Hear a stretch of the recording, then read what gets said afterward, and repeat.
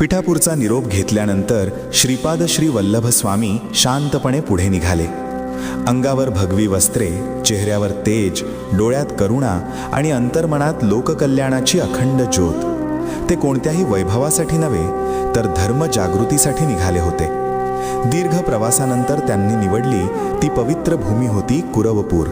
आजचे कुरवपूर हे कृष्णा नदीच्या मध्यभागी वसलेले एक शांत दिव्य स्थान मानले जाते.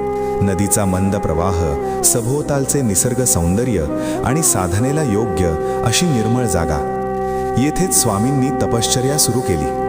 दिवसेंदिवस त्यांच्या तेजात वाढ होत गेली. लोकांना त्यांच्या भोवती एक अद्भुत शांतता जाणवू लागली. कोणी आजारी असेल तर त्यांच्या दर्शनानेच त्याला धीर मिळे. कोणी दुःखी असेल तर त्यांच्या शब्दांनी त्याचे मन हलके होई. एक दिवस एक गरीब ब्राह्मण रडत रडत स्वामींच्या चरणी आला. त्याच्या घरी अन्न नव्हते. कर्जाचा डोंगर वाढला होता. समाजात अपमान सहन करावा लागत होता. त्याच्या डोळ्यांत निराशा होती, पण मनात श्रद्धा होती. स्वामींनी त्याच्याकडे करुणेने पाहिले. त्यांनी विचारले, तू इतका खचून का गेला आहेस? श्रद्धा आहे का माझ्यावर? ब्राह्मण म्हणाला, माझ्याकडे काहीच उरले नाही, पण तुमच्यावर पूर्ण विश्वास आहे. स्वामींनी त्याला कृष्णा नदीकाठी नेले. त्यांनी शांतपणे नदीकडे पाहिले आणि म्हणाले, जा, त्या प्रवाहात हात घाल आणि जे मिळेल ते घेऊन ये. ब्राह्मणाला आश्चर्य वाटले, पण त्याने आज्ञा पाळली. त्याने नदीत हात घातला आणि त्याच्या हातात एक चमकणारा सोन्याचा नाणे आला. तो थक्क झाला. पुन्हा हात घातला, पुन्हा नाणे. काही वेळात त्याच्याकडे पुरेसे धन झाले. तो स्वामींच्या चरणी कोसळला. त्याच्या डोळ्यात आता अश्रू होते, पण ते आनंदाचे होते.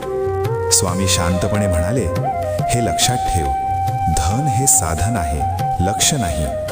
श्रद्धा ठेवलीस तर दत्तकृपा सदैव तुझ्या पाठीशी उभी राहील. त्या दिवसापासून कुरवपूर हे केवळ तपोभूमी राहिले नाही, तर चमत्कारांची भूमी बनले. लोक दूर दूरवरून येऊ लागले, पण स्वामींचा उद्देश चमत्कार दाखवणे नव्हता. त्यांचा उद्देश होता मनातील अंधार दूर करणे. ते शिकवत असत, अहंकार सोडा, श्रद्धा ठेवा, गुरुवर पूर्ण विश्वास ठेवा आणि सेवा करा. कुरवपूरमध्ये त्यांच्या वास्तव्याने दत्त संप्रदायाचा पाया अधिक दृढ झाला.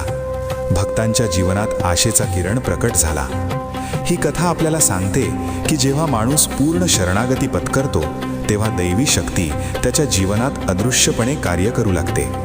श्रीपाद श्री वल्लभ स्वामींची तपश्चर्या आणि करुणा आजही भक्तांना मार्ग दाखवते.